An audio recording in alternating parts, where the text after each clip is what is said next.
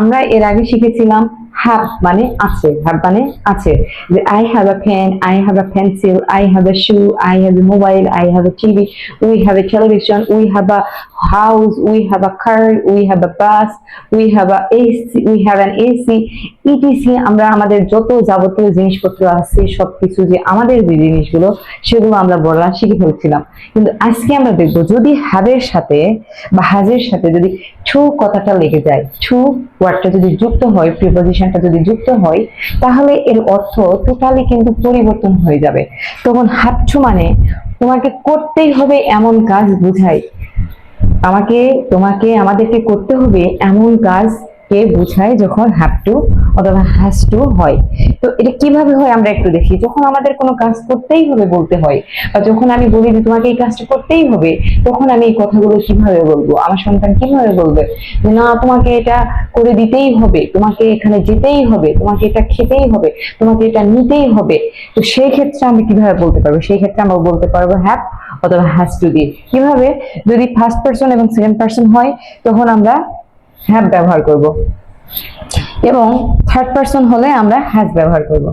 তাহলে আমরা দেখে নেই যে আমার পড়া প্রয়োজন, I have to study.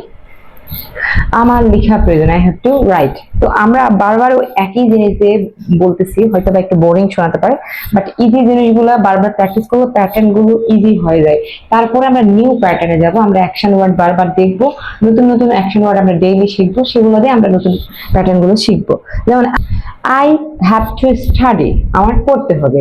I have to help my mother, আমার মাকে সাহায্য করতে হবে। I have to help my sister, আমার বোনকে সাহায্য করতে হবে। তারপরে আমরা বলতে পারি he has to drink milk, তার দুধ পান করতে হবে। ইউ হ্যাভ টু লিসেন, তোমাকে শুনতেই হবে, কেন শুনবে না? You have to listen, you have to listen, you have to follow my instruction, you have to follow your father's instruction, you have to follow your mother's instruction, you have to follow your teacher's instruction. So এইভাবে আমরা কিন্তু বলতে পারি। তারপরে Aman has to speak, Aman বলবে না, কেন বলবে না? তাকে বলতেই হবে। Aman has to speak, Aman has to speak, তাকে বলতেই হবে। কি বলতে হবে? দ্য ট্রুথ, সত্যটা। দ্য ট্রুথ, সত্যটা। এইভাবে আমরা একটা সেন্টেন্সকে বড় করতে পারি। উই হ্যাভ টু প্র্যাকটিস, আমাদের অনুশীলন করা প্রয়োজন। We have to practice more, আমাদের বেশি বেশি প্র্যাকটিস করা প্রয়োজন। We have to practice English মোর, আমাদের ইংরেজি বেশি বেশি প্র্যাকটিস করা উচিত। We have to speak English daily, আমাদের প্রতিদিন ইংলিশ বলা উচিত, প্র্যাকটিস করা উচিত। এখন আসেন I have to wake up in the morning, আমার সকালে উঠতে হবে বা আমাকে সকালেই উঠতে হবে।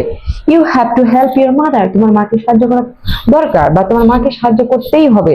You have to follow the classroom instruction, তোমাকে ক্লাসরুমের ইনস্ট্রাকশন ফলো করতেই হবে, তোমাকে এই লেসন গুলো দেখতেই হবে। You have to watch the lesson, you have to watch the lesson. You have to finish your homework, তোমাকে ফিনিশ করতেই হবে তোমার হোমওয়ার্ক গুলো। You have to play football, তোমাকে খেলতে হবে। You have to exercise daily, তোমার সুস্থতার জন্য প্রতিদিন এক্সারসাইজ করতেই হবে। এই যে আমাদের করতেই হবে কথাগুলো আমরা কিন্তু হ্যাভ টু ব্যবহার করে করতে পারবো। সো আমাদের বাচ্চাদের লেভেল অনুযায়ী আমরা জিনিসগুলোকে বুঝবো যে কতটুকু দিব, কতটুকু আমরা দিব, আমরা বেশি দিব না কম দিব, সেটা নির্ভর করবে এজ এবং স্ট্যান্ডার্ড অনুযায়ী। যদি নিতে পারে তখন আমরা সেন্টেন্স গুলোকে বড় করব এবং ছোট থেকে বড় করব। সো আশা করি লেসন গুলো আপনাদের উপকারে আসছে বা আসতে থাকবে। সো ভালো এবং মন্দ আপনাদের কাছে যেটাই লেগে থাকুক না কেন একটু কমেন্ট সেকশনে জানালে আমারও ভালো লাগবে। আল্লাহ হাফেজ।